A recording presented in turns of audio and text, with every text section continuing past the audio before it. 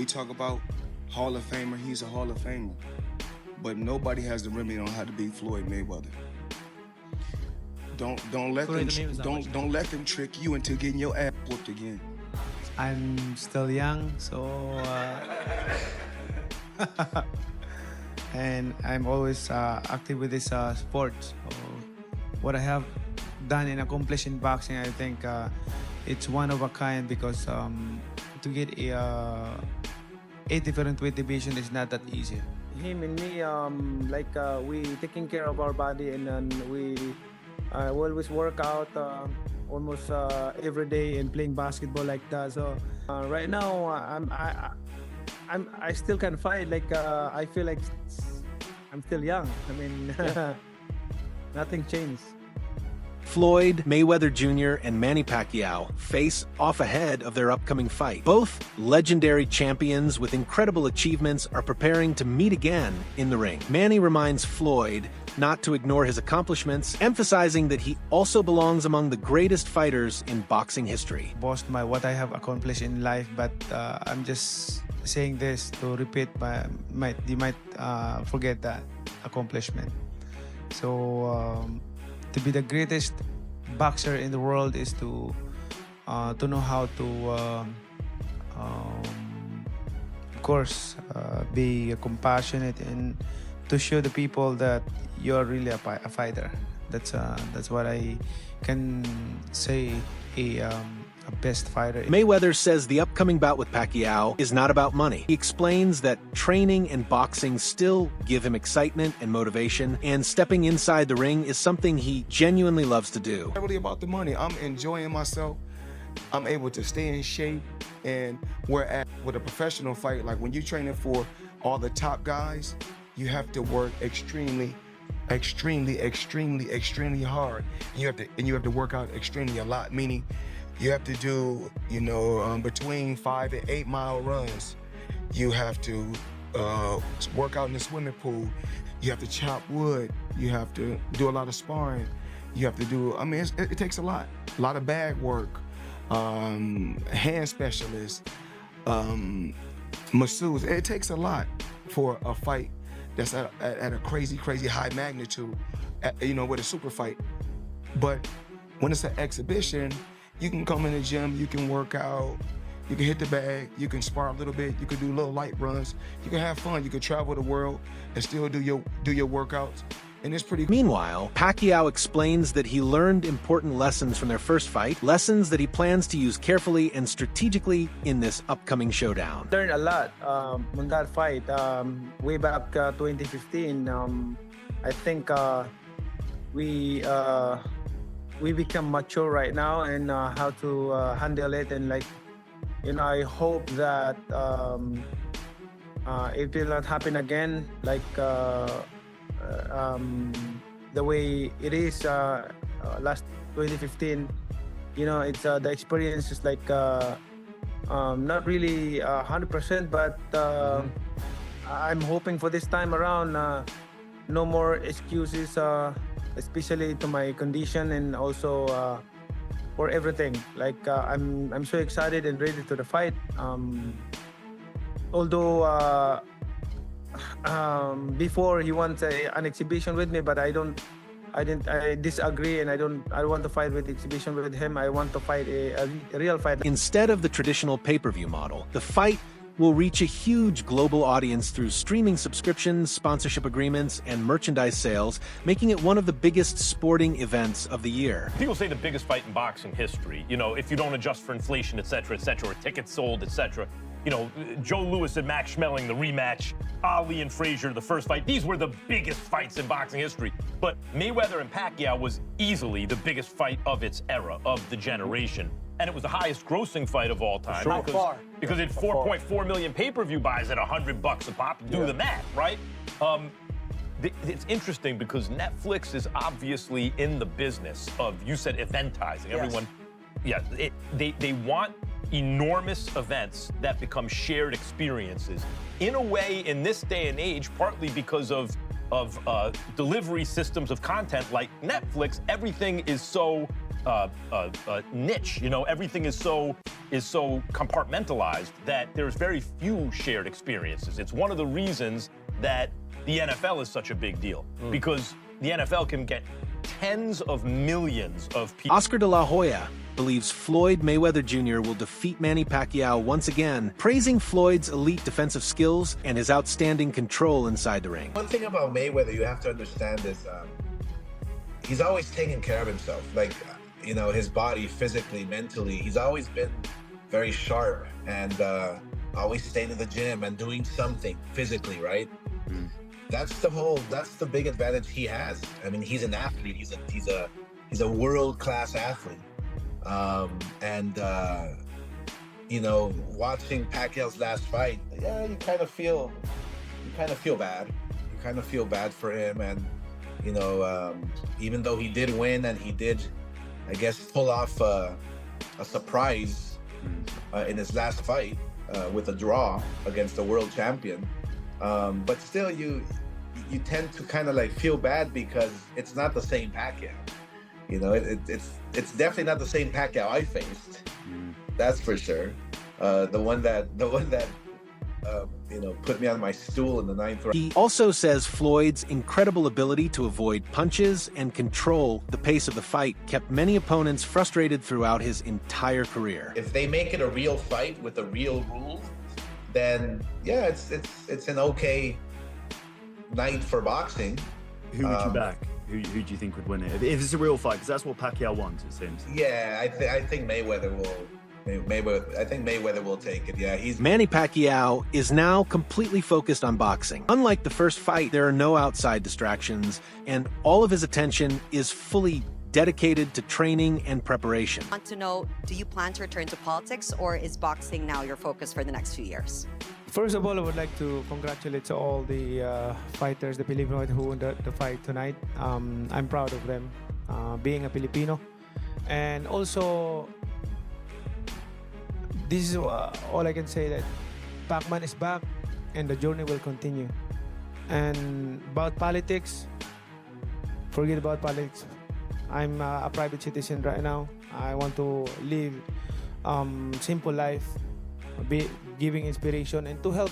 I'm still helping other people. Like, you know, that's my heart, to leave a legacy, because I always say this to everyone, the Filipino, especially the Filipino people. I want to create a legacy that I can leave behind when we're gone. Because we're not forever in this world.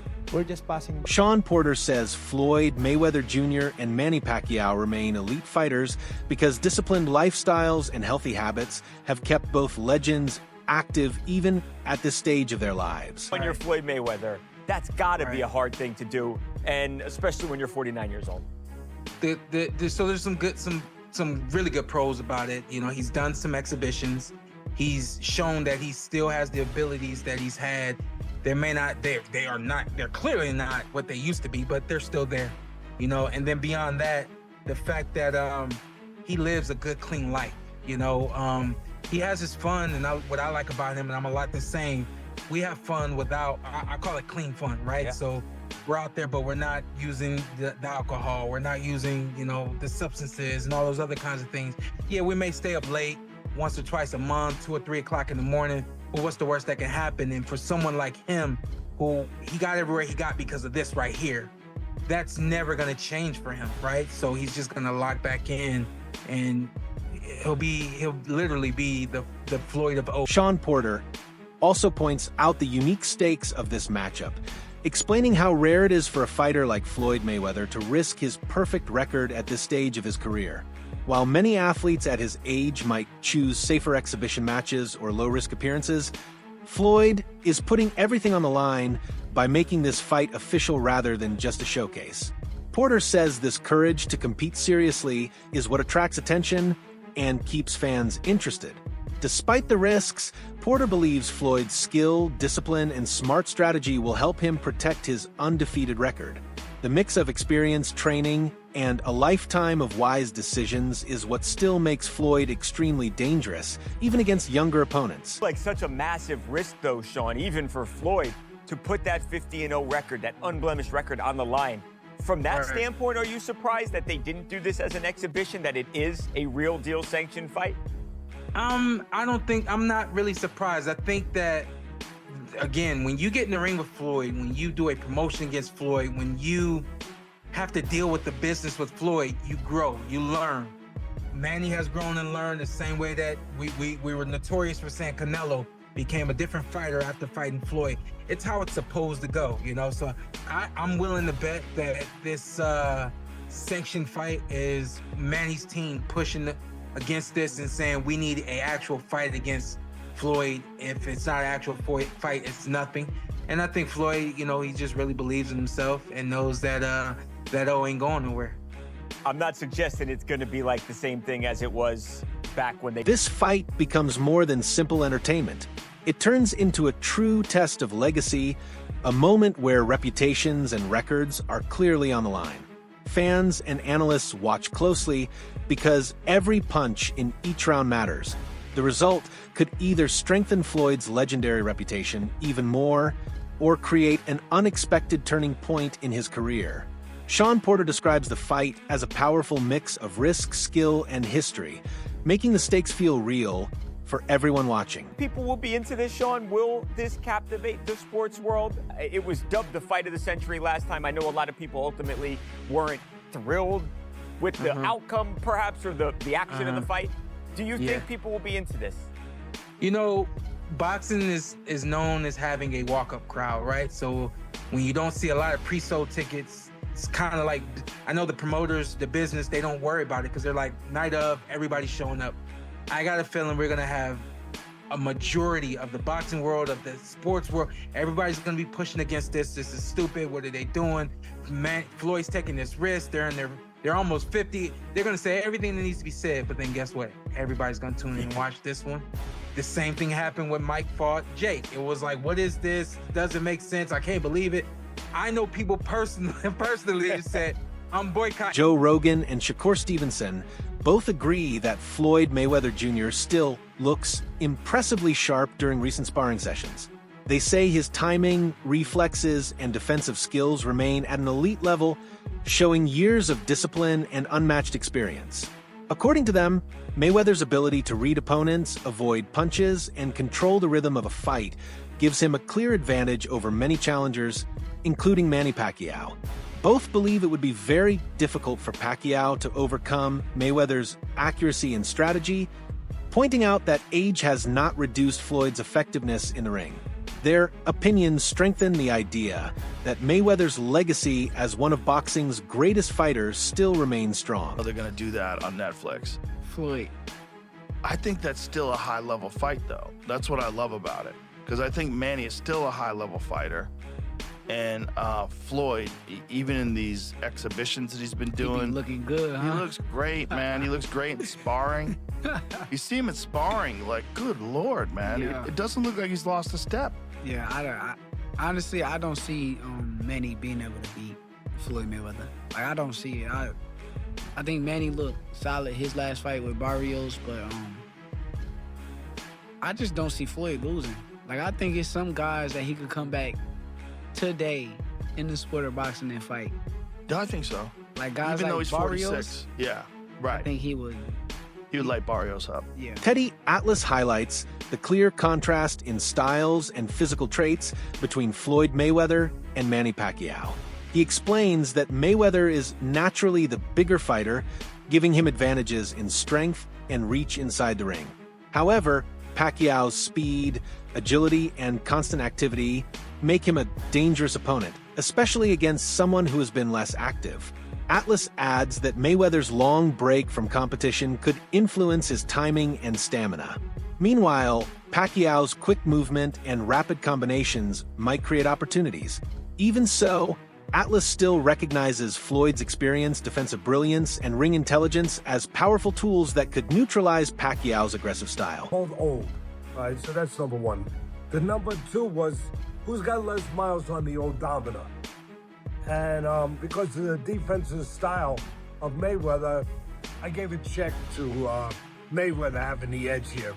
I mean, besides the Marquez fights, Pacquiao's been in some tough fights, right? reflexes and timing and other boxing elements. Well, I gave the check to Pacquiao.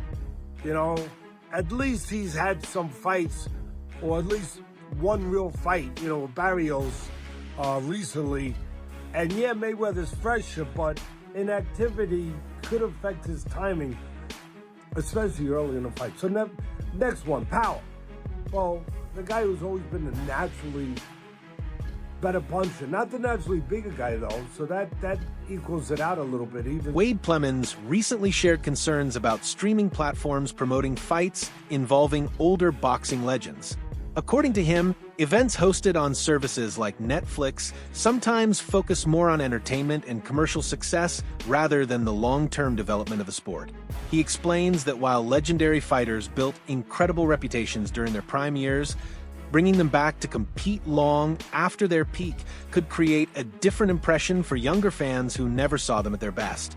Plemons believes these fights are mostly driven by business opportunities, since massive audiences, sponsorship deals, and global streaming reach make such events extremely profitable. Things that people want to see, grabbing attention when procuring sports for their platform. You don't see Netflix going out, no offense to, you know, smaller events in boxing or MMA or really anything, but you don't see Netflix going out and grabbing, you know, a regular fight night to put on their platform. You don't see Netflix going out and showcasing high school football or even college football. You see them going after the biggest and most watched events they can possibly make. And I think, again, that's a good thing that boxing is included in it at all, right? You're seeing these exhibitions with Jake, and you're seeing the Mike Tyson-Jake Paul fight, and those do bring a ton of audience. Whether you like the fights or not, they do. And again, it brings more people to the sport. Do I wish that more people came to the sport for, you know, championship bouts between guys like Teofimo Lopez and Shakur Stevenson, or that we could showcase the Ring 4 card on Netflix for David Benavidez and Anthony Yard and Devin Haney and Brian Norman Jr.? Of course I do. Before you go, if you enjoy the latest boxing news, fight updates, and honest fight breakdowns, make sure to subscribe to the channel and turn on the bell notification so you never miss an upload. On this channel, you'll always get the biggest boxing stories, fight analysis, and exciting updates from the world of boxing. If you enjoyed this video, don't forget to like the video and share your predictions in the comments below. Thanks for watching, and I'll see you in the next boxing video.